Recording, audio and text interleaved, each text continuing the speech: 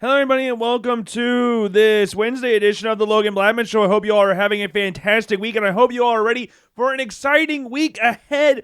Oh, my goodness gracious, and I hope, most of all, that you are excited to get learnt up today on this new edition of the Logan Blackman Show. But before we get into what we're going to talk about today, make sure to go over the housekeeping items first. Make sure to follow the Logan Blackman Show on every single form of social media: Twitter, Instagram, Facebook, YouTube, Apple Podcasts, Spotify. It doesn't matter where it is. Just make sure you're following. You can find me on Twitter or X, I guess, at Logan_Blackman. Instagram account's Blackman Logan. The show's Instagram account's The Logan Blackman Show. Remember, there's no Logan Blackman Show 1 anymore because I finally decided, hey, you know what? There is no more Logan Blackman Show. So now it's just The Logan Blackman Show. And then Facebook and YouTube, just Logan Blackman Show. Make sure to check out the latest Logan Blackman Show preview video. I know it was against Canada and the game's already passed, but you can go back and watch that game to see how I predicted things, see how the lineup looked and all that stuff, where I was off, where I was right, all that good stuff. Just make sure you subscribe to the YouTube channel. We'll have a new video coming out for you on Saturday, which will be recapping the United States poorest showing, I guess you could say. That's putting it lightly, in the 2025 Nations League, a tournament where the United States had not lost a match a singular time in the 3 editions of this tournament. Now the United States is coming fourth. So make sure you subscribe to the YouTube channel. Make sure you catch up on that.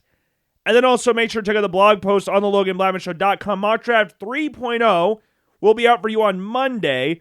So make sure you stay tuned for that. I was planning it for this past Monday, obviously, because that was 1 month until the NFL draft. This past Monday, marks 1 month away from the NFL draft, but with the United States doing all they were doing in the Nations League and all that stuff, I turned my attention more towards that rather than getting the blog post done. But the blog post, I've got the picks are done.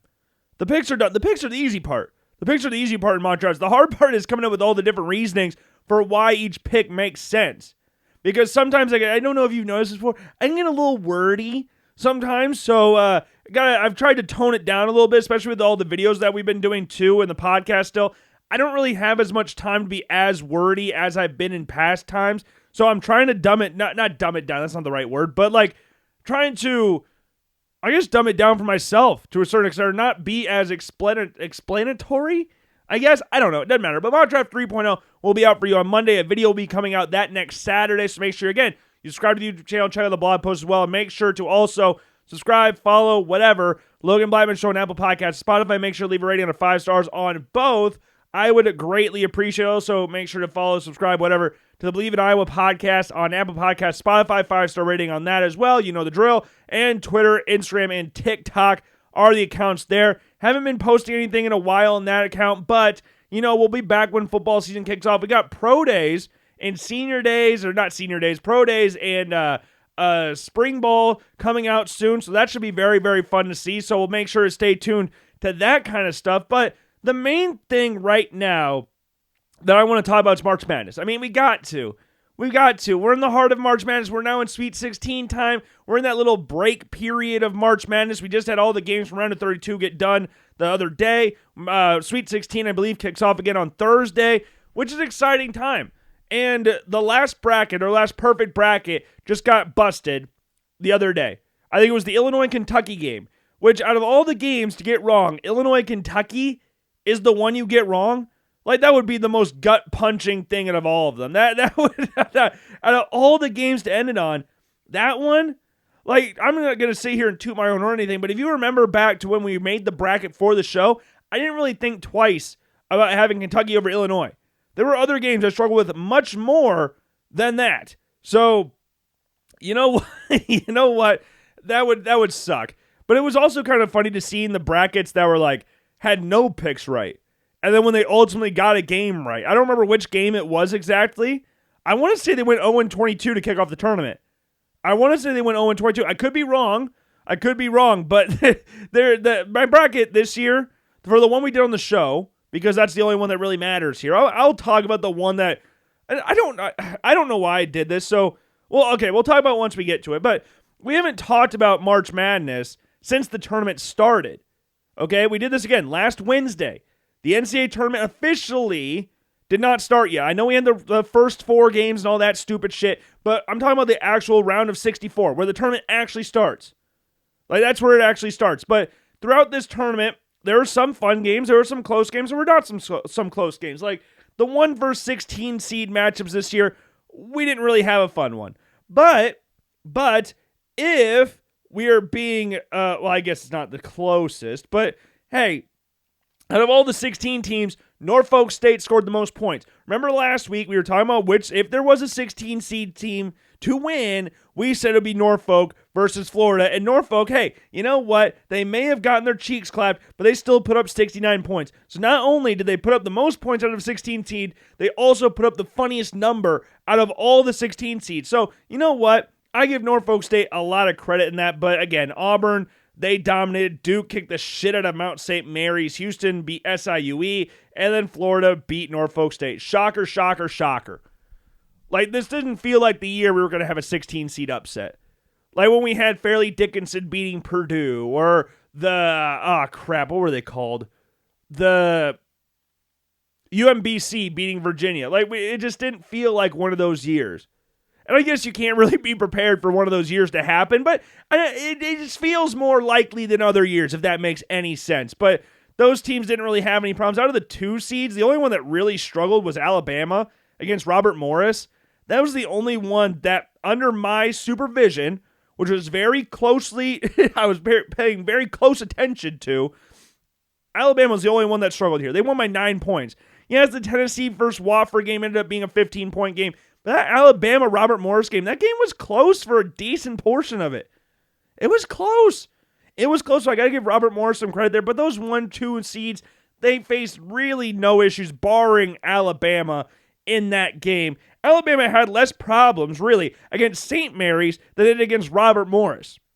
Like, I didn't really expect that to be the case, but that's where we are. But out of all the other seeds, Iowa State versus Lipscomb, that was an absolute demolition game right there. Momcilovic had 17 points at halftime. Lipscomb had 24 as a team. So that just shows you how dominant of a game that was. Texas Tech against UNC Wilmington 82-72. Kentucky beat the shit out of Troy. And the other one, Wisconsin versus Montana. Montana got their shit rocked because we go Montana State. We're Bobcat fans here. We're not Grizzly fans. No one cheers for the Grizzlies.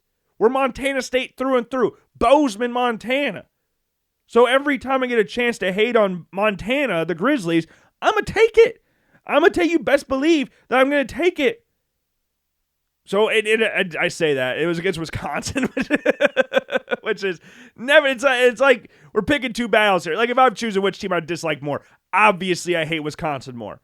Obviously. But for the memes and everything, I didn't really think twice about that game. None of the 3 seeds really scared me all too much in losing. None of them really did. I saw some people trying to be like super creative and have, UNC Wilmington beat Texas Tech. Like, what the hell was that? Obviously, that wasn't going to happen. But, yeah, then we had the 4 seeds. No 4 seeds lost. Maryland, Purdue, Arizona, and Texas A&M all won. And all of them, barring A&M versus Yale, was a double-digit game. So I had one 13 seed winning. Or no, did I have 2? No, I didn't. I did not have High Point over Purdue. I remember I contemplated that quite a bit when we were recording, but I had Yale beating A&M, and that didn't happen. And then the 5 versus 12 matchups. I had 3 predicted 12 over 5 wins here. I had McNeese State, I had Colorado State, and I had UC San Diego. Would you like to guess which of those 12 seed teams I had going the farthest? You know what? You don't get a guess because I think you can kind of figure out by the tone of my voice. I had UC San Diego going the farthest out of all the 12 seeds in this tournament. I had UC San Diego going to the Sweet 16, not only beating Michigan in the first round, but beating Yale in the second round. And you know what? If I'm being perfectly honest, even if it was Texas A&M, I was probably going to have UC San Diego winning that game.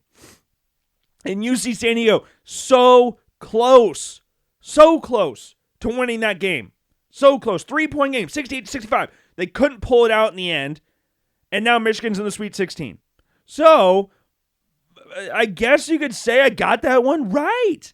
You could say that because, like, UC San Diego had in the Sweet 16. Michigan I had the Sweet 16. So it was like, you know what? The team that I knew the team that would win that game would go on to the Sweet 16. I knew it. And you can't tell me otherwise. You can't, but Colorado State beating Memphis, I was fairly confident about that one. McNeese State versus Clemson. I toyed around with that one a little bit because of the pain McNeese State caused me last year after getting their cheeks slashed by Gonzaga in the first round, which that's more of a me thing than a McNeese State thing. I don't know why I even bothered picking that game, but yeah. 3 12 seeds I had winning, 2 of them won, and Colorado State, they tried their damnedest to beat Maryland. I guess I shouldn't say, I forgot about this one. I did have Colorado State go to the Sweet 16, but it makes for a funnier story if I say I only had UC San Diego go to the Sweet 16 out of the 12 seeds, and they were the one that got eliminated in the first round. That makes it funnier, but I did have Colorado State winning as well. If it weren't for some stupid buzzer beater, I would have Colorado State in the Elite 8 going against, or Sweet 16, going up against Florida. That would have been the perfect bracket. And that wouldn't have been a perfect bracket. It would have been a perfect one. But then you look at the 6 seed matchups. I had all of them winning, I believe, except for VCU, which in that one I remember saying that it doesn't matter if BYU or VCU wins this game, I'm going to have them lose in Wisconsin. So it really didn't matter who I picked in that game because the guy winning, they were going to lose the next round in my books anyways. So it didn't matter if it was BYU or VCU winning that game. But I did have VCU winning that one because I remember saying I've never heard anybody actually watching a VCU regular season game. And yet they always show up in March. So I'm going to pick VCU. And BYU ended up winning. And then the Drake game against Missouri. Did anybody actually think, I think I said this during the show too, did anybody actually think, like really think, that Missouri was going to beat Drake? Did anybody actually think that? I have not seen one recordable source that said Missouri's going to beat Drake. Whether it was a mock draft quote-unquote expert, a fan on Twitter, a fan in person, a local television guy, a national television guy, it doesn't matter. I've not heard one singular person say Missouri was going to beat the Drake Bulldogs. And Drake won. They won by 10 points. And even with Tony Perkins and Caleb Grill on the roster, 2 former Iowa and Iowa State guys, still couldn't beat Drake because Drake has Iowa's head coach and Iowa's starting point guard, which is a massive get. Massive get. Darren DeVries ended up going to Indiana, and the state of West Virginia is in a little bit of a meltdown, I guess you could say. I don't know if it's calmed down since then, but the whole not making the tournament thing, and then Darren DeVries saying sayonara after one season to go to Indiana is not really great, especially since Tucker DeVries was, I didn't know this was a thing, but apparently he was quote-unquote injured and not actually injured. I don't know. You can do your own research on that. I'm not saying anything. on that front, but he ended up going into Indiana, and then Bennett McCollum ended up going to Iowa. Bennett Sturts followed him to Iowa, and then Nedved from Colorado State ended up going to Minnesota. So Drake's last 3 head coaches, this is pretty ridiculous. Drake's last 3 head coaches are now coaching Big Ten schools. Minnesota, Iowa, and Wisconsin, and Indiana. That's insane. Is it not? Like, Drake is not like... Drake has these moments where, like, they're a very good conference team. They make the tournament, but they ultimately lose. Like, you think prior to this win against Missouri, they were 0-5 since 2008 in conference in NCAA tournament play. Like, they have these runs, but they ultimately fall short. But they always have these really good head coaches. Nedved was only at Drake for a year. And they went, I think, like 17-17 or something like that. Like, they weren't a great team by any stretch of the imagination. But he's done great things at Colorado State, and now he's the head coach at Minnesota. And Darren DeVries, we talked about him before, about what he did at Drake, the conversation with him going to Iowa with his brother Jared DeVries playing on the defensive side of the ball for Iowa at football. Like, there were so many connections there. But Ben McCollum, Iowa City kid, raised in Storm Lake, like, that's an Iowa guy. He talked about Chris Street in his opening press conference. How much more of a Hawkeye can you be than talking about Chris Street in your opening press conference?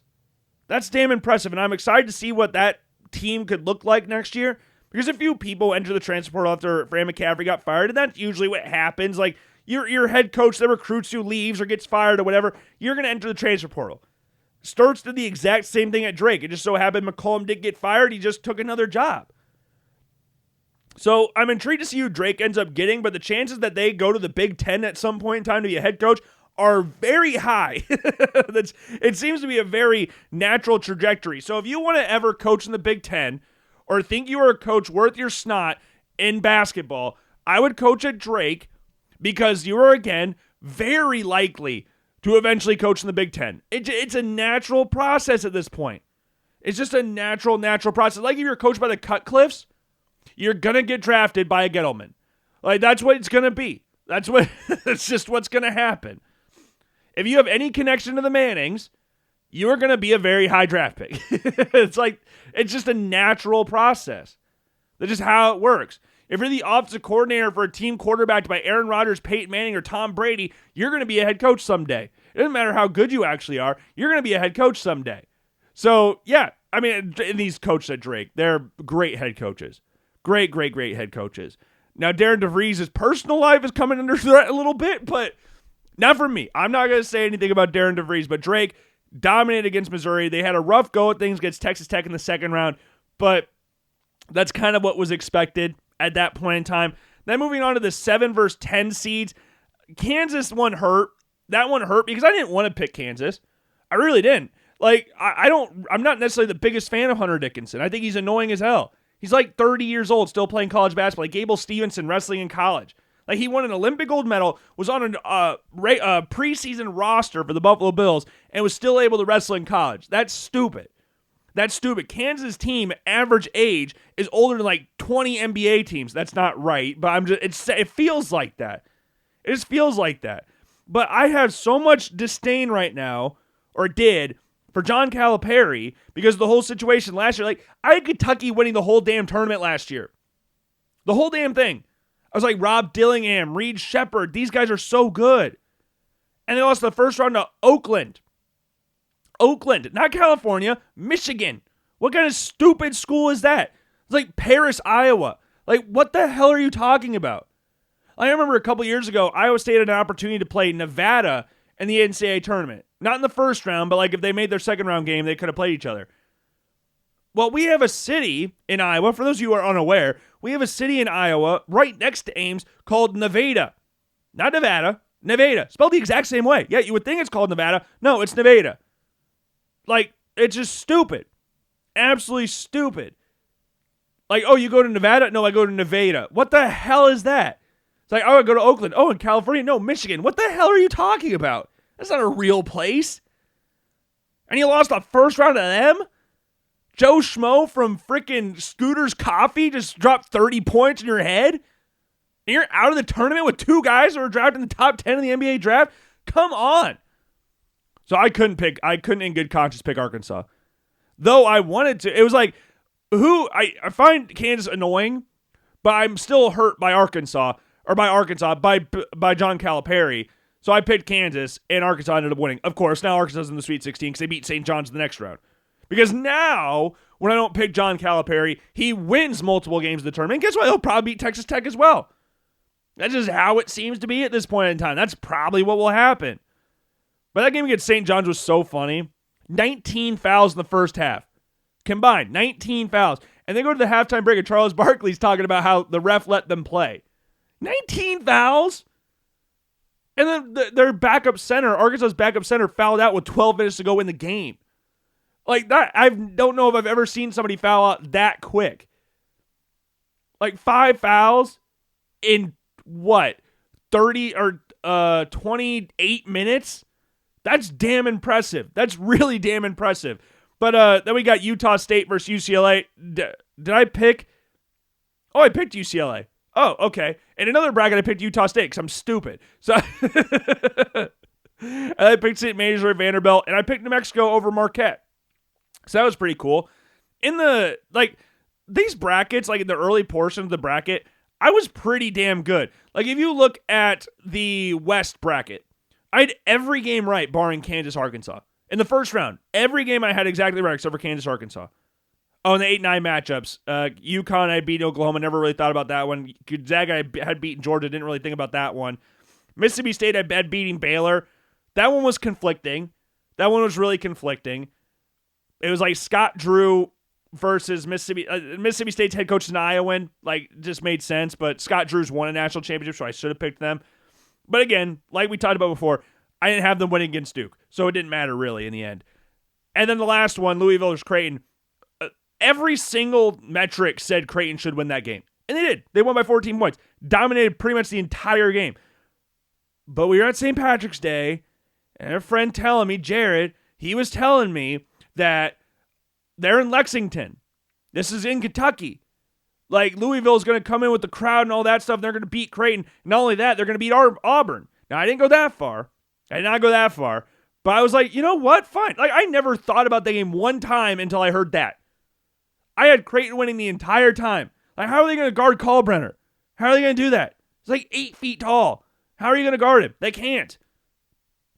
I never thought about it once until St. Patrick's Day, and then my entire brain shifted on that game. Because I'm a massive overthinker. So that game flipped like complete 180 because I heard that. So that game sucked. That one sucked. And that was the first game of the tournament. Like, that did not really set me off on a good run at that point in time. It's like, they have Greg McDermott. Like, they have Kalbrenner. They have that white kid at point guard. Like, this is a March Madness team. I'm picking Louisville? What the hell am I doing? And yeah, that's the one that sucks a lot there. But yeah, back to what I was saying about me looking really good. First round in the West, I only had one game wrong. First round in the Midwest, I got every game right. First round in the Midwest, I got every single game right. First round in the East, I got 6 games right out of 8. I had BYU VCU wrong, and I had Mississippi State versus Baylor wrong. Did I mention the 5 versus 12 matchups of Oregon Liberty? I didn't mention Oregon Liberty. Never thought about that one, and it wasn't close. Dana Altman in the first round. Yeah, I'm not picking against that. And then the South. This one was a little rougher. We had the Louisville Creighton game wrong. Michigan UC San Diego, Texas A&M Yale. Yeah, not great games there. Not great ones there. But the rest of them I got right. Ole Miss versus North Carolina was an interesting one. Because when I got done recording the show on Tuesday, that was the night North Carolina beat the absolute shit out of San Diego State. They won by 30 points. I don't remember what the exact score was. They won by 30 points. When I was on the show, I didn't even think about that game. Because I didn't think North Carolina deserved to be in the tournament. And I didn't know what was going on in that game to begin with, but I was like, Ole Miss will beat both of them. And not only that, I had Ole Miss beating Iowa State. But in my bracket where I put money on, I was talking to my dad about this. Help me out here. Let me know if this makes sense.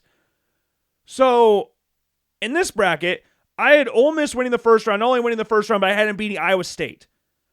So I obviously didn't think Iowa State was very good, and I was proven right on that because Iowa State was not very good in the game against Ole Miss.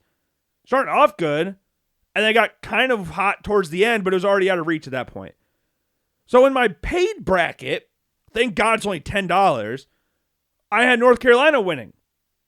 But I had Iowa State beating North Carolina. So I had North Carolina beating the team that I thought was good enough to get to the Sweet 16, but I had them losing to the team that I had Ole Miss beating in my other bracket. How does that make? I was confident of an Ole Miss to make the Sweet 16, but I wasn't confident enough for a team that I thought would beat that. Okay, let me recap here. Rewind here. So I was confident enough to say Ole Miss would make the Sweet 16 in one bracket. But on the other bracket, I was confident enough to say the team that barely made the tournament is now going to beat the team that I had going to the Sweet 16 in another bracket, but losing in the second round. How does that make any sense? This is what I'm talking about, being like a massive overthinker and ruining my good thing. Like, this bracket's good. This bracket's good, but the one I actually got money on sucks ass. And I'll talk about it in a little bit. We'll go over the second round matchups here. I had Auburn winning. I had the UC Davis versus Yale game. Doesn't matter. UC San Diego. UC San Diego.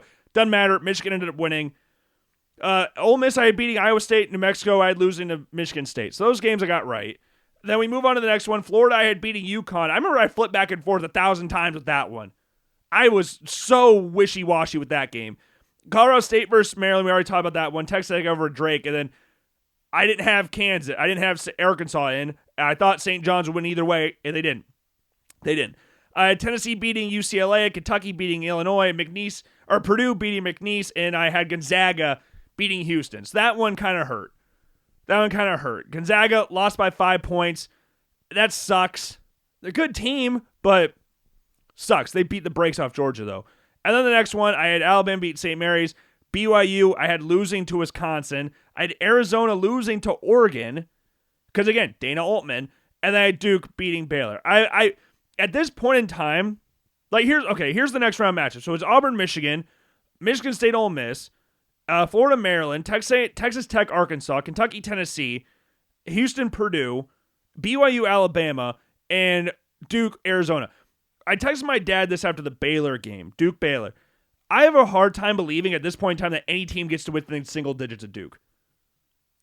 I know they've only played a 16 seed and a 9 seed, but Duke looks damn unstoppable at this point in time. Knock on wood, obviously, because I picked them to win the national championship game. But they look damn near unstoppable. Like, they're not 66 points is what Baylor put up on them in the second round. Just for comparison's sake, in the first round, Florida versus Norfolk State, Norfolk put up 69. And Florida is supposedly lauded for their defense. I'm not saying Duke's not, but still, Baylor versus Norfolk State. That's pretty damn crazy that scoreline was allowed there. Like, all the second round matchups, within reason, were close. Like, Auburn versus Creighton, I know it was a 12-point game. But Duke versus Baylor was what? A 24-point game? That's ridiculous. I hate Duke because my uncle's a North Carolina fan, so we always watched North Carolina growing up, and you're just raised to hate Duke regardless of who you root for. It's the lone exception I have to, like, they've never done anything personal to me. I just don't like them. That's the only school I have an exception for. Like, every other school or team, they have to have done something to me. Duke has never personally affected me at any point in my life. Actually, I don't really care about Duke football. I have more sympathy towards Duke football. Like, is there another team in the country that has such a 180-degree difference between how you view one sport versus the other? Like, I don't think anybody hates Duke football. I think most people out there forget Duke has a football team to begin with. Now, I am excited to see what they do this year. But that's beside the point. But for the rest of the tournament, I'm going to pick Auburn versus Michigan. I've got Michigan State over Ole Miss. I mean, those are my Elite Eight picks, so I have to keep those things the same. Same with Duke, Alabama. Got to keep those ones there. And then the final ones, I mean, I struggle with St. John's versus Texas Tech like 1,000 times. So I'm going to pick Tech versus Florida. And then the other side, I had Tennessee beating Kentucky. I'm going to Houston beating Purdue. So it's very boring for the Elite Eight matchups. Like, every single bracket right here, barring the West, is a 1 versus 2 matchup, and the only difference is the West is a 3 seed. Like, that's not very, like, March Madness, I guess you could say. Like, right now, and I hate predicting things like this, because it doesn't happen really ever. The first time it happened, I believe, was the 07-08 tournament when Kansas beat Memphis in the final, where all number 1 seeds made the Final Four. I think it was the first time in tournament history that ever happened. Was it 08? It was somewhere. 08 was involved. I don't know if it was 08-09 or 07-08, but 08 was involved somewhere in there. But that's what it kind of feels like would happen this year. Like, I did toy with the idea of Texas Tech going to the Final Four. I really toyed with that idea. Like, and same with St. John's. Florida, I don't see Maryland beating them at this point in time. I shouldn't say it would surprise me, because it's March Madness. You don't really want things to surprise you, especially when seeds are so close like this. The only game, realistically, that would surprise me is Arizona-Duke. If Arizona could beat Duke, if Caleb Love, former North Carolina player, could beat Duke, that would be the craziest game of the tournament by far. For me, I'm not speaking for everybody, but for me, because I just don't see a world where Duke is within single digits of anybody, like at the end of the game. I just don't see a reality where that is possible at this point in time. Like, I know, yes, like McNeese beating Clemson. We have a 12 versus 5 seed win. Like, the Maryland versus Colorado State game was really fun with the buzzer beater and all that stuff. But the craziest game to me would be Arizona beating Duke. That would be crazy. And my Final Four, I'm going to keep it the same, apart from, my Final Four is just the exact same. I have Florida beating Michigan State, and I have Duke beating Tennessee. I'm just going to keep that the same thing. So, yeah, my bracket right now is got 460 points. Nothing, like, amazing, but I'll definitely take it. Now, let's go over the bracket where I actually submitted for money. So that one's at 460. This one's at 390. This bracket is beyond ass. Beyond ass. Again, I had North Carolina beating Ole Miss in the first round, even though I had them. It was fair. I was really confident when I said that I think Ole Miss will go to Sweet 16. And this one I had them losing, which that makes, again, really good sense. Still the Elite Eight, the same thing. But I had UConn beating Florida.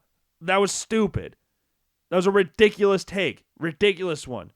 I mean, they lost by 2 points, but still, I want my bracket to be good. I mean, I had no, ridiculous games, but they're still not fun. Like, I had BYU beating VCU, so that's different than the last one. That one's fun. I had High Point beating Purdue. I forgot about that one. I forgot about the Utah State beating UCLA. That was bad. Yeah, that was rough. What other ones did I have really wrong? The entire South, pretty much, barring Auburn and Iowa State and Michigan State in the first round. Yeah, that bracket's bad. And that's the one I actually submitted for money, which is very sad, given that it's just sad. It just is. There's no other way to put it. It's just sad. But I'll take my 460. Again, it's not perfect by any stretch of the imagination. It's not. But compared to last year, I will definitely take it. And this, again, I said this while we were recording. I don't want you to ever listen to any single thing I say about March Madness in regards to taking my advice on something, because that's not the smartest thing to do. Never bet on anything that I say for March Madness. You might just be doing that in general. You might just be doing that in general. I don't know. But yeah, it's March Madness is fun, even though I'm not really good at predicting it. Like my sister, this one makes me laugh because this is just March Madness for you. Like my sister and her fiance both filled out March Madness brackets this year. My sister, her reasoning, let me see if I can find this text that she sent me and my dad. Where is this thing? She picked all the Texas teams and her favorite Southern teams to win. So her national championship was Texas Tech versus Alabama, which is still possible. It's still possible. And then she sent me me and my dad a screenshot of her bracket versus her fiance's bracket. She said, Brock put in hours of research into this. I spent like 5 minutes. Claire's bracket, my sister, her bracket is currently at, or was, I guess I haven't checked recently, but it was at 98.7%. Her fiance's, by contrast, was at 27.5%. That's March Madness for you. That's just what March Madness is. You don't need to know anything, and the people that do the most research are the ones that get hurt because they're the ones trying to figure out every single little detail about each and every team. That's why I like the bracket I did on the show, because I didn't really need to think about anything. I just did the bracket. I didn't touch it because we didn't record anything. I was like, well, I'm not going to touch. I recorded it. I did it on the show. So why would I change it when I'm not recording a show? So we never touched it. But the one that I was in a bracket pool with, where it wasn't on the show, I touched it maybe 1,000,000 times prior to the first game starting, which I believe was Louisville Creighton. I touched it about 1,000,000 times prior to that game. I didn't look at my other bracket. Like, let me put it like this. This is a positive step in the right direction for me, because I deleted my March Madness bracket app after the first day of the tournament. I still have the bracket app on my phone. I may not be in the route for winning any money this year, but hey, small steps. Small steps. I told myself prior to I wasn't going to do a group because I needed to think. I needed to what do you call it? Own my loss from last year and live in solitude for a tiny bit. But I was like, you know what? I got to live with my failures from last year and accept it and go back into it. And what makes it worse, the group. So I'm in this group, and the group's message. Let me find what the group's message exactly says. TLBS gives bad March Madness advice. Well, okay. It depends on if you're talking to me in person or if you're listening to this show, because I feel like those are two different people. I could be wrong. I could be wrong. Oh my goodness. But as fun as March Madness is, I just can't wait for the NFL draft to start. Like that's my favorite time of the year. The NFL draft. Like that is the best time of the year. March Madness is beautiful. March Madness is fun. Everybody watches it. Like it's truly fun. Like I did pose this question, I think, last week. What's more American, watching the United States men's national team lose to Canada or watching March Madness? Because I think you could tell by the way I worded that, I spent my 90 minutes watching the United States lose to Canada and finish fourth in 2025 Nations League. So that's what I did. But you know what? It's whatever. It's whatever. I don't regret it at all. I don't regret it.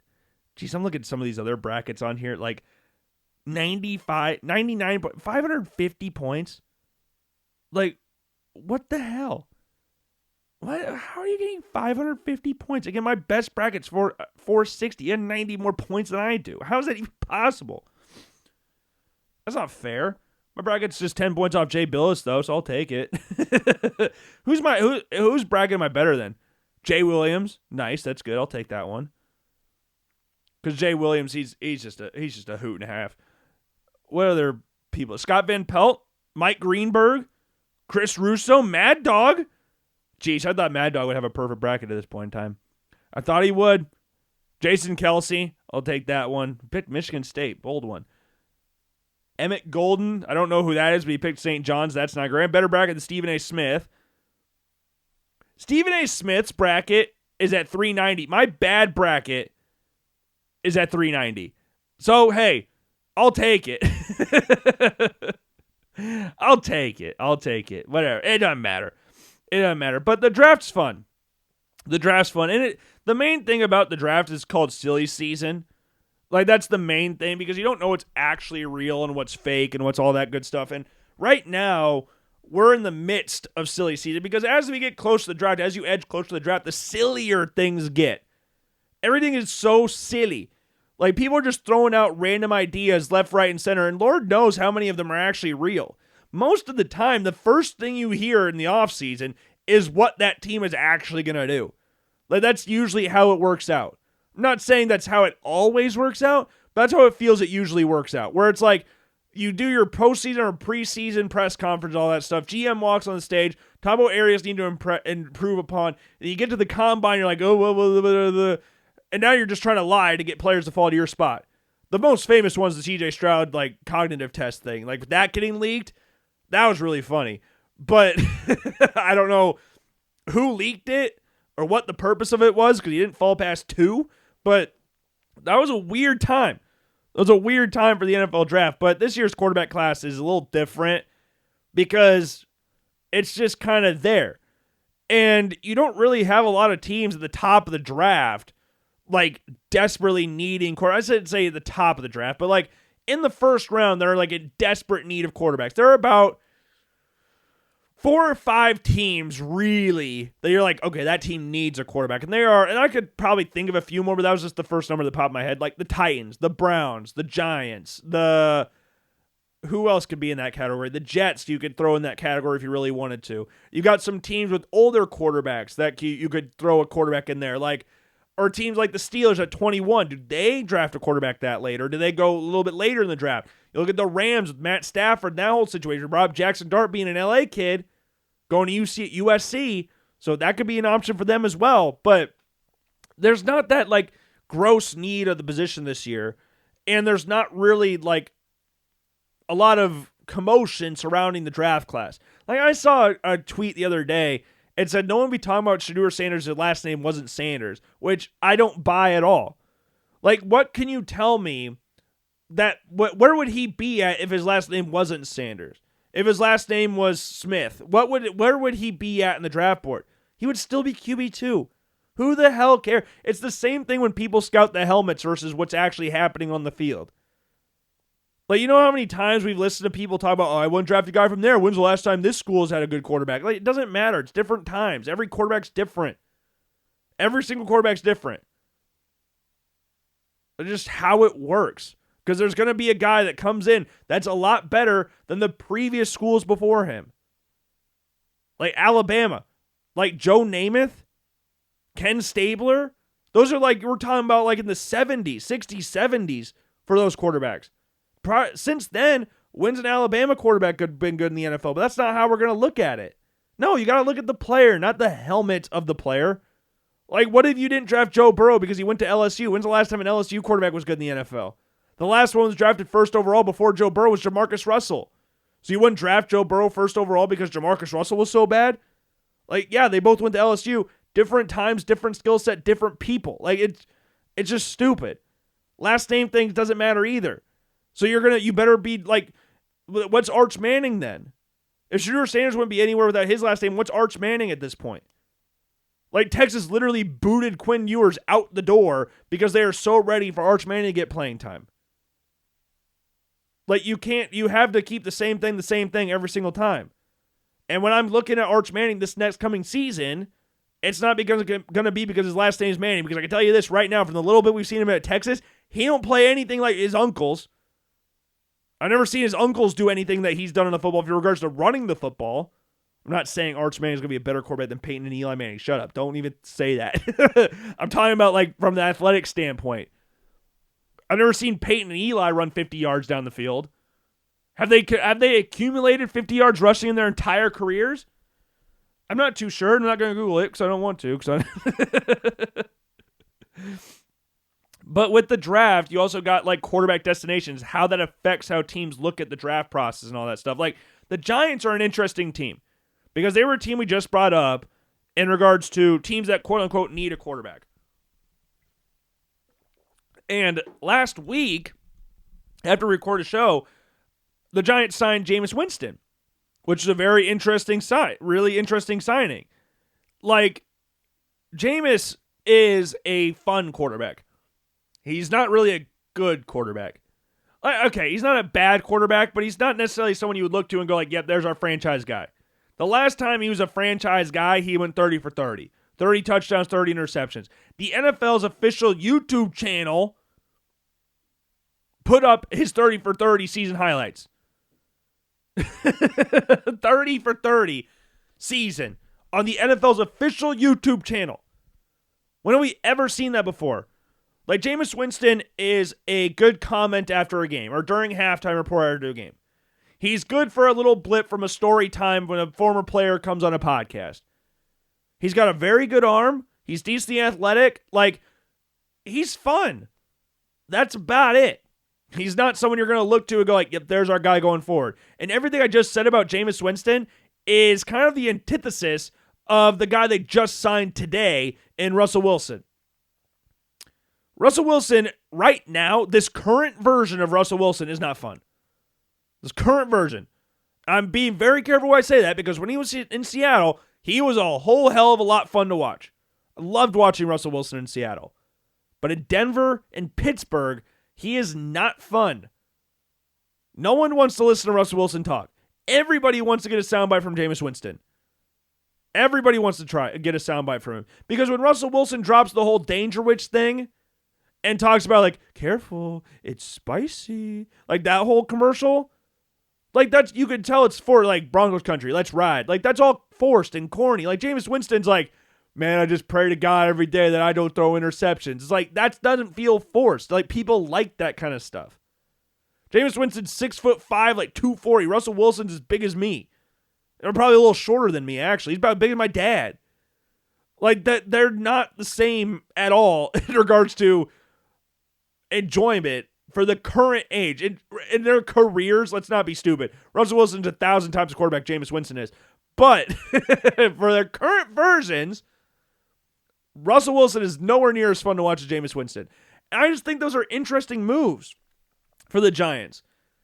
Like, the problem, they have no quarterback room, or had. Their only quarterback prior to these two signing was Tommy DeVito, who's on an exclusive rights free agent list. Like, they could only bring him back. Like, all the other quarterbacks they had last year, whether it be Tim Boyle, Drew Lock, who else did they have last year? I mean, Daniel Jones, obviously, but there was one more in there. Was it just Tommy DeVito? I don't remember if they had anybody, but all those guys were gone. And Tommy DeVito comes back. So now you bring in Winston and Wilson. That I would like to say this, that doesn't exclude them from drafting a quarterback still. I hope that's aware. Like, those two guys are fine, but that does not exclude them from drafting a quarterback. If you remember back to 2018, I think this is a semi-similar situation here. The New York Jets were at 6th overall. The Giants right now are 3rd overall. The Jets traded up to 3, which is where the Giants are. The Jets quarterbacks on the roster prior to that draft were Teddy Bridgewater and Josh McCown. Those were their 2 quarterbacks. Both fine NFL starting quarterbacks in their day, but they're fine. That's about it. That's what you got right now with this current version of Russell Wilson and Jameis Winston. Like, I'm not sitting here and saying that, like, they need to draft a quarterback. So you need a future option there because the Mora family are going to want to see you, like, build something there because Dable and Shane are on their last legs. Like, they're not coming back next year if they don't win some sort of football game. I don't know if it would take them going to the playoffs to keep their jobs, but they're skating on ridiculously thin ice. You might as well just say they're swimming at this point. There's no ice there. The ice already melted. They're just swimming. So them adding Winston and Russell Wilson does not mean they're not going to draft a quarterback. Whether that's at 3 or at pick 34, or if they trade back into the first round and draft one, they're going to draft a guy with a decently high pick.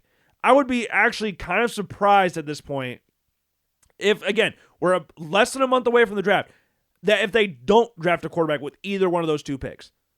And that second pick could be even earlier if they trade back into the first round. You look at a team like the Vikings at 24. That is your prime real estate right there. Because if I remember correctly, they have 4 picks. 3 or 4 picks. And I think it's round 1, and then I think their next pick is like in round 5 or something like that. Like, they are not in a good spot in regards to draft picks. But the Vikings are a good team that don't really, like you look at what the team needs are. I don't know. They've done a really good job at addressing them in free agency. Let's put it like that. So the Vikings have 4 picks right now. Their first pick's at 24. Their next pick's at 97. And their following pick after that is pick 139. And then they got 187 in there as well. Like, if you're the Giants at 34, you can make a realistic trade to go up to 24 to draft someone like Jackson Dart and jump the Rams in the process.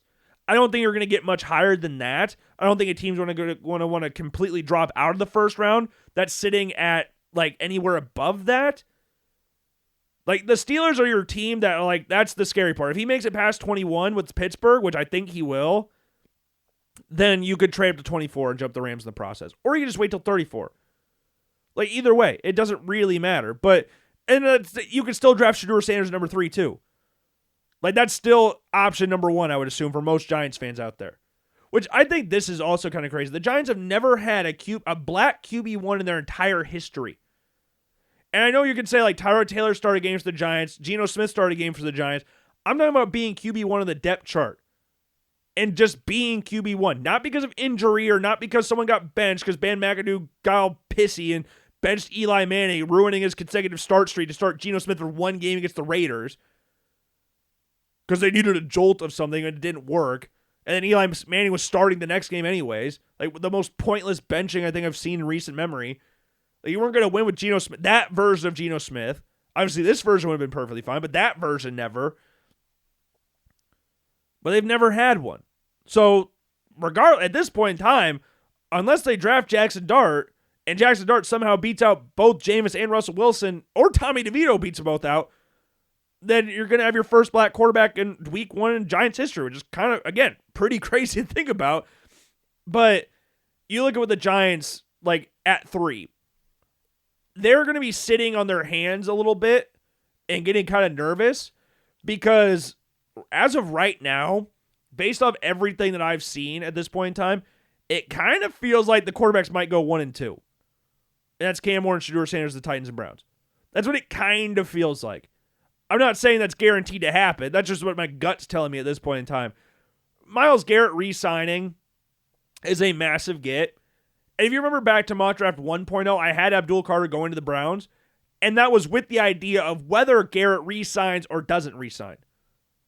But as we get close to the draft, and Garrett has now re-signed, it's like, well, hey, they need a quarterback. They haven't done anything with the position at this point in the offseason. They haven't. And I don't know if they're waiting for the Falcons to either cut Kirk Cousins or trade for him, because Russell Wilson seemed like a guy that could go to Cleveland. I know Kirk Cousins is probably the dream with Kevin Stefanski being there, but that's what it kind of seems like at this point in time. is that they could lean towards one of those quarterbacks. They're really not doing anything. The Titans, they were a team where it was like, okay, they're going to go with Abdul Carter. Because there were reports that were like, oh, they like Cam Ward, but they love Abdul Carter. But again, I've said this, even though I had Abdul Carter going to Tennessee number 1 overall last time, I even said this, where I was like, I would draft Cam Ward. I would draft Cam Ward number 1 overall. Because quarterback's the most important position on the football field. Yes, edge rusher in regards to draft position is historically the second highest valued position in the draft. But quarterback is the most important position. You know how much you could do with a quarterback on a rookie contract? That's why we said bullshit on the whole Aaron Rodgers to the Vikings thing. It's like, why would the Vikings actually sign anybody when they have J.J. McCarthy right there on a rookie contract? Why would they sign Sam Darnold to a long-term extension if they have him on the roster? Like, the max we had for Sam Darnold was 2 years. The preferential deal for Sam Darnold was a 1-year deal. And he wasn't going to sign that. And so if they were going to sign, like, that was what the whole point with the Aaron Rodgers things was. It was like, why is this getting reported? It's not happening. Because if they did that, they would just re-sign Kirk Cousins last year. If that's what if they were going to sign Aaron Rodgers, why would they just not go for the way less controversial Kirk Cousins? And if they were going to sign Aaron Rodgers, why didn't they just re-sign Sam Darnold? Like, you really have there's no basis there apart from Aaron Rodgers would like to play for the Vikings. Who cares what Aaron Rodgers wants to do? No one wants to sign Aaron Rodgers. No one wants to. Like, it looks very, very likely that he's going to sign with the Pittsburgh Steelers. I mean, I would hope so. He had a freaking 6-hour meeting with the team last week. But no one wants to sign Aaron Rodgers, especially not the Vikings, just because it would be cool to have the Brett Favre circle is not complete. That's the only reason that report ever came out. I'm willing to bet there was zero truth behind any of that, apart from Aaron Rodgers wanting to play for the Vikings because you have Justin Jefferson, Jordan Addison. I want to play for the Minnesota Vikings. Any quarterback would want to play for the Minnesota Vikings. But guess what? Doesn't mean the Vikings want to sign me. This is stupid. I don't think the Vikings ever wanted to sign Aaron Rodgers. They made it clear last year that J.J. McCarthy was their guy. This year, they were never going to sign Sam Darnold to a 5-year contract extension like I saw people talking about on ESPN. Like, we completely forgot what happened the previous years. And speaking of the Steelers, actually, their quarterback room is a mess. Steelers depth chart 2023 was Kenny Pickett, Mitch Trubisky, Mason Rudolph. 2024, Russell Wilson, Justin Fields, Kyle Allen. And now 2025, their quarterback room is Mason Rudolph again and Skylar Thompson. 100% turnover each of the last 3 years. That is sad. 100% turnover. What other team can boast that? You have 100% turnover every single year? Like, yeah, Mason Rudolph's back, but he wasn't there last year. That is crazy. And guess what? It's going to be the same thing next year because those two won't re-sign, and Aaron Rodgers sure as hell ain't re-signing either. I want Aaron Rodgers to sign here and then get out. I'm tired of Aaron Rodgers at this point. I was tired of the whole circus around the New York Jets this offseason, and I'm ready for it to be done in the NFL in general. I respect Aaron Rodgers as a player. He's just annoying as hell. I'm tired of hearing about this whole circus. He's 41 years old, and we're acting like this LeBron James decision thing. Like, I really do not give two shits where Aaron Rodgers signs, but I'm getting kind of annoyed with everybody talking about it every single day. Every day. Like, are we 100% confident that Aaron Rodgers at this point in time is better than Russell Wilson? Like, why were we not talking about Russell Wilson more than Aaron Rodgers about where Russell Wilson was going to sign this offseason? I never heard anything about any link about where Russell Wilson was going until today when he signed with the New York Giants. I'm not saying all time. Again, don't be stupid. I'm not saying all time. I'm talking about this current moment. Current Russell Wilson, current Aaron Rodgers. Which quarterback's better? Interesting dialogue. Interesting dialogue, to be sure. Be sure. But, yeah, I still think the Steelers, if they sign Aaron Rodgers, I would imagine, again, they would draft a quarterback. I don't know when. I don't think the first round thing's for them this year. I don't. I know there's been like Jackson Dart could be an option for the Steelers at 21. He could also be an option for the Bills at 30. Doesn't mean it's going to happen. Like, It's not. I think that the Steelers are a team that are going to get talked about because we just read their quarterback room. In about 2 weeks, it's going to read Aaron Rodgers, Mason Rudolph, Skylar Thompson. Yeah, they're probably going to need a quarterback. But one thing with Mike Tomlin, and I could be wrong about this, one thing he does in regards to the NFL draft, I don't know if this is good or bad, he kind of telegraphs his picks at the Senior Bowl, or at least what position he's targeting. Like, he hangs out with specific position groups at those games or camps or whatever. And this year's defensive tackles, with Larry Ogunjobi going to the Buffalo Bills, suspended first 6 games, thanks for that, and Cam Hayward getting older, like, you got to get like a little bit of more depth at that position. Corner could also be an option there. Receiver was the team's number one option, at least that's what it felt like, with just George Pickens on the roster. But after trading for DK Metcalf and signing to a 4-year extension, it looks like that is pretty much off the table. They'll still draft a receiver. Still draft one. I don't know how high, but they'll still draft one because they still need depth of position. But I think the number one need for them right now would be D-tackle. Unless barring like Shedeur Sanders falling all the way to 21. That would twist their arm a little bit. I don't think Jackson Dart's the option there at 21. Jackson Dart, to me, feels like either a Ram quarterback or a Giant quarterback. That's what he feels like at this point in time. Again, it's March 25th. Anything can happen up until the NFL draft. We are a month away, less than a month away till the draft. Anything can happen. So that would be my gut feeling at this point in time, is that Jackson Dart's either going to be playing for the Rams or the Giants. And right now, I would lean towards the Giants, because their quarterback room is a lot more shaky than the Rams, who just re-signed Matt Stafford. I know they get the whole, like, he has permission to talk to other teams and everything, but they did end up re-signing him, or giving him an extension, whatever you want to call it. They did go that direction. So I would say the Giants' room is a little bit more of a wishy-washy situation than LA's at this point in time. But the other thing that you have to look out for with teams in the draft is like these young quarterbacks. Like the Colts are a team that you want to look at. Like, how do you get the best out of Anthony Richardson? The whole tapping out situation, that's not really set well with people, even this offseason. I've still seen it getting talked about. And it's hard not to talk about that. It was a ridiculous play. I've never seen that before in an NFL game for a quarterback. I've seen running backs do it all the time, or receivers. Quarterbacks? No. But building around your young quarterback is important. The Vikings have done the same thing, like with the offensive line rebuild. Like bringing in those free agents. Like building a unit around J.J. McCarthy. Same with Caleb Williams, how the Bears have addressed the offensive line. The Patriots are an interesting team in regards to this whole thing, because Drake May given the circumstance, had a very good rookie year. I'm not going to sit here and say like the perfect rookie year or something, or he's like outstanding. I think the Pro Bowl is a little bit crazy. Crazy might not be the right word, but it's a little crazy that Drake May made the Pro Bowl this year. I think it's awesome. I like Drake May. I hate he plays for the Patriots, but they're doing a decent job building around him this offseason. So they've looked at what they've done on the defensive side of the ball this year. Like Milton Williams coming in from Philadelphia, I think it's a nice get. Harold Landry coming in from Tennessee, nice get.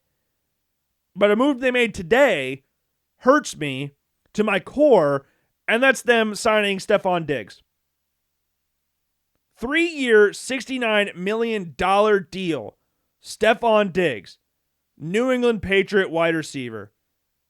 What the hell happened here? What the actual hell? I want to use so many other words, but I can't. You went from the Bills, you basically demanded to leave because you didn't like the Bills' commitment to winning, to go to Houston for a year when myself and a lot of other people thought you would just stay in there for a year and go to Dallas, and you go up to the Patriots? What commitment to winning are we seeing there? What, 10 years ago? Where's the commitment to winning? You did the whole track, but don't put the cart before the horse thing on Twitter to go down to Houston to get traded, and you sign with the Patriots. I don't care if the Patriots are bad. I love that the Patriots are bad. But I will still always hate the New England Patriots. Always hate them. I think it's a great move for them. I think 3 years, 69 is kind of crazy, given his age and everything, and the fact he's coming off a torn ACL. I know he's not super old, but he's 31 years old. The receivers after 30 don't really go that well, and he'll be 32 before the season's over. Again, coming off a torn ACL as well. I think it's a good get for Drake May. I know they're going like, oh, well, he helped Josh Allen's development until Josh Allen started getting a little too much credit, and now we got to leave.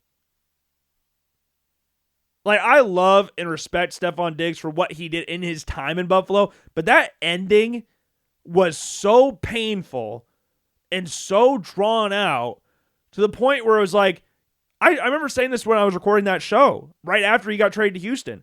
I was like, we're ops until you retire. But right now, you signed with the Patriots. The other team he was linked with this offseason was the Chiefs. The Chiefs and the Patriots were the two top contenders, per some reports, for Stefon Diggs. And this says more about the Buffalo Bills' history than anything, but he's one of the greatest receivers in Bills' history. Top 3 receiver in Bills' history of all time. Like, Andre Reed is number 1, and then you could have an argument between Stefon Diggs and Eric Moulds for number 2. Like, that's your conversation at this point. And again, that says more about the Bills' history at wide receiver than anything else, but you are a guy whose number was not going to get retired, but you were going to be put on the Wall of Fame. And you were signing with the Patriots. You wanted out. Because again, the commitment to winning thing. We were tired of losing to Kansas City. We're not going to get over the hump. And he went to the Patriots. I cannot wait for Christian Benford to lock him up the entire time these two teams play this year. Twice. I know it's a lot of games. But that first game in Buffalo, I don't know how he's going to get received. I really don't.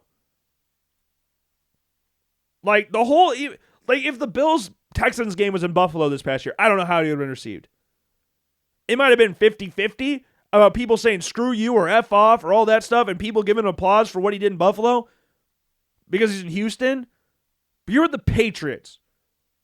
A team that has caused my life and a lot of other Bills fans' lives, make them a living hell. Tom Brady has more Super Bowl MVPs than he has losses to the Bills in his entire career. He played the Bills twice a year. And he still has more Super Bowl MVPs than losses to the Bills. Like, we ain't on good terms right now. I know he don't give two shits about this. He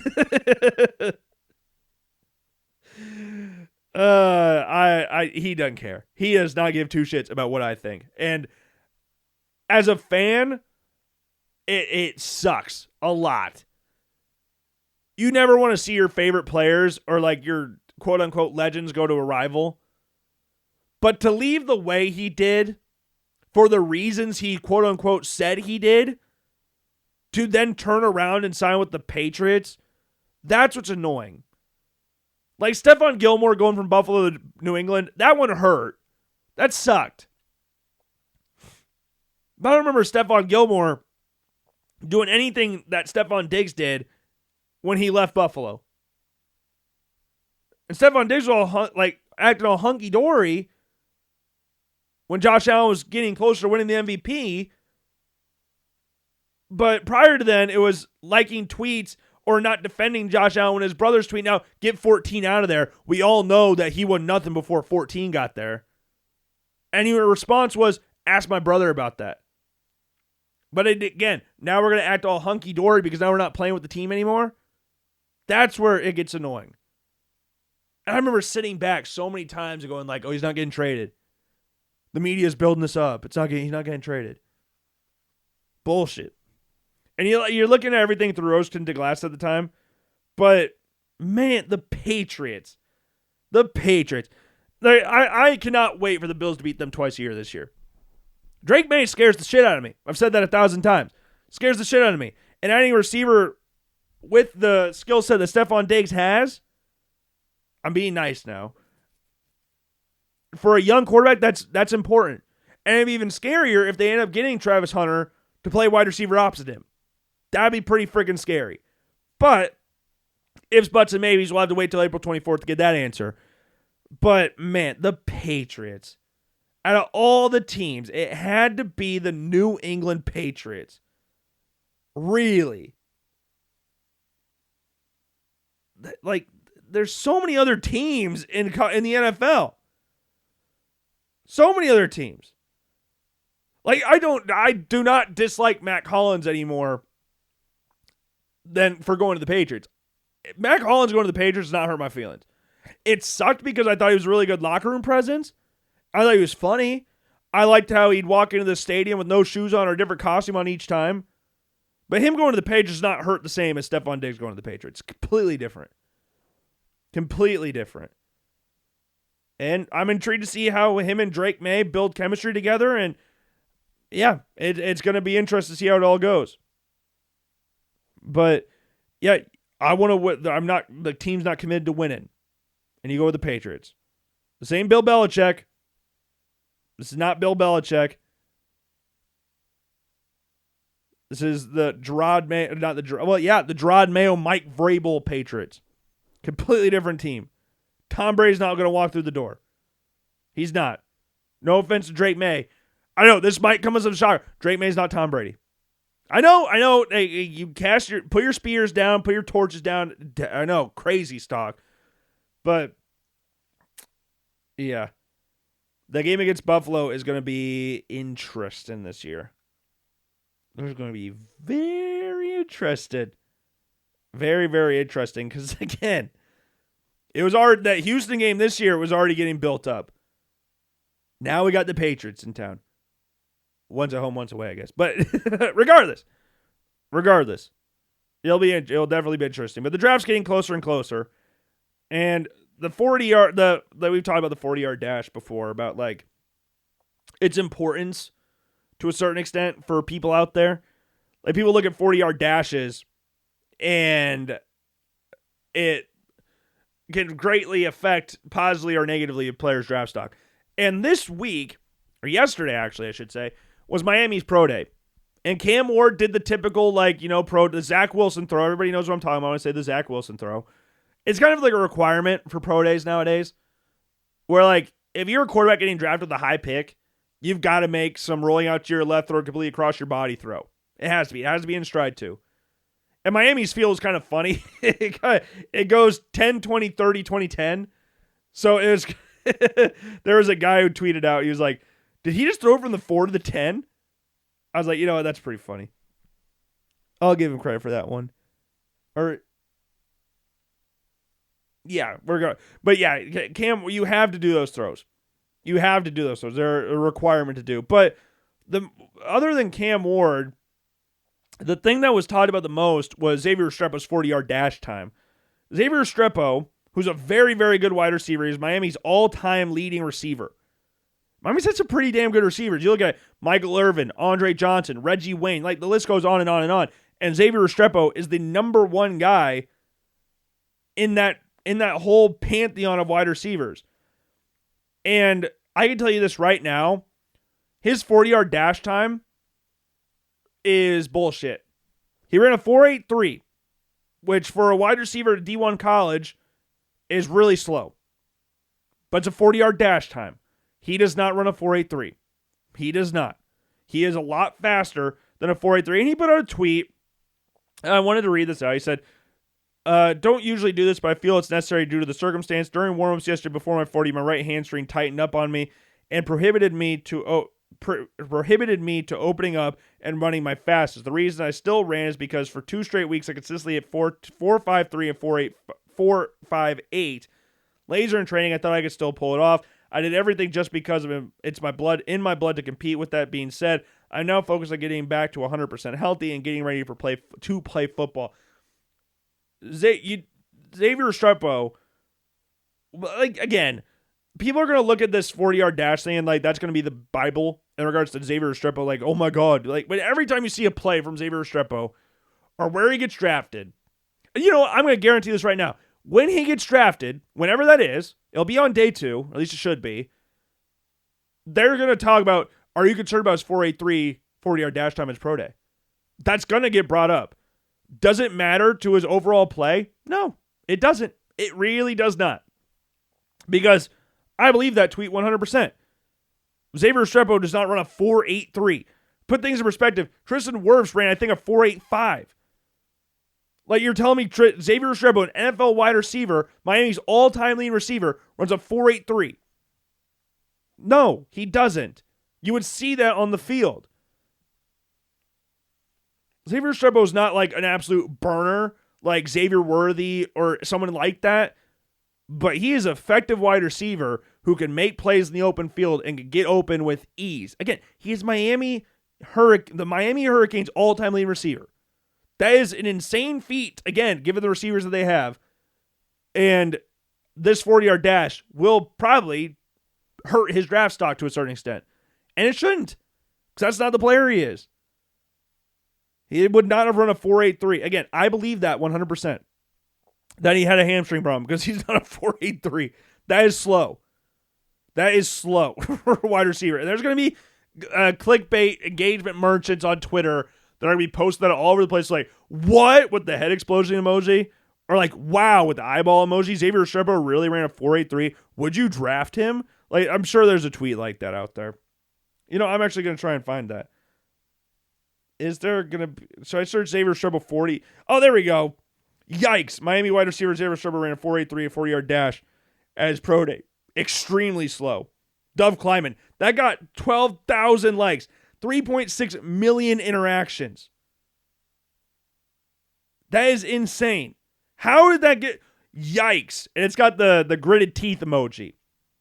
That's the emoji in there.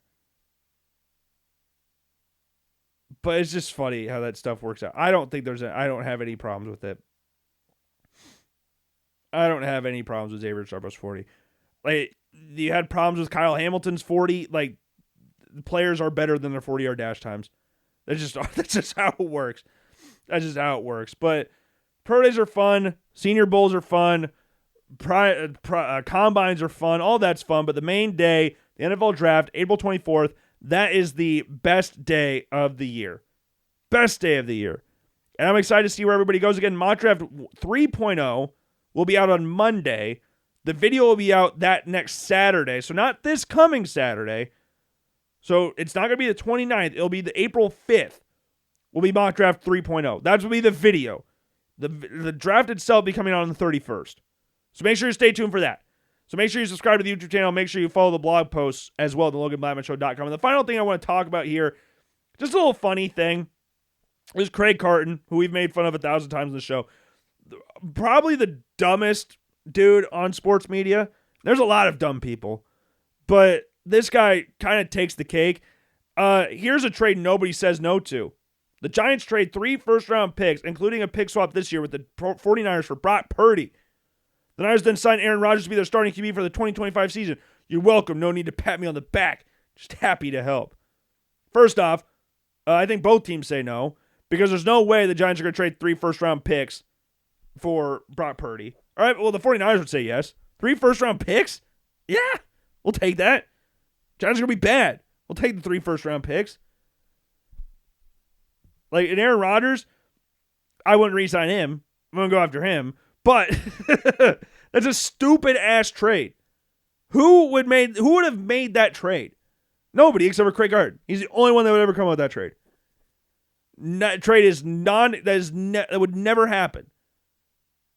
1, I don't think the 49ers would trade Brock Purdy. And 2, the Giants ain't offered 3 first-round draft picks for him, including a pick swap.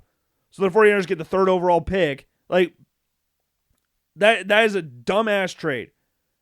Which is why Craig Carton, host on Fox Sports, is not in an NFL war room. But, yeah, they're... Oh, geez, this one's kind of funny. Can't get mad at your QB in the playoffs if you don't make the playoffs. Talk about Stefon Diggs. But that's all I've got for you today on this Wednesday edition of Logan Blackman Show. I do hope you enjoyed. If you did not, I sincerely apologize. Try to be better next time. Make sure to check out all the different forms of social media that we mentioned before: Twitter, Instagram, Facebook, YouTube, and of course, Apple Podcasts, Spotify. Make sure to check out the blog post at loganblackmanshow.com. Mock Draft 3.0, sorry, again, will be out Monday. New video on Saturday regarding the U.S. men's national team's recent 2025 Nations League thing, as well as looking into the future. Mock Draft 3.0 video will be out April 5th, so make sure you stay tuned for all of that stuff. I've been Logan Blackman. I hope you enjoyed again. If you did not, I sincerely apologize. Try to be better next time, and I will see you guys later. Peace.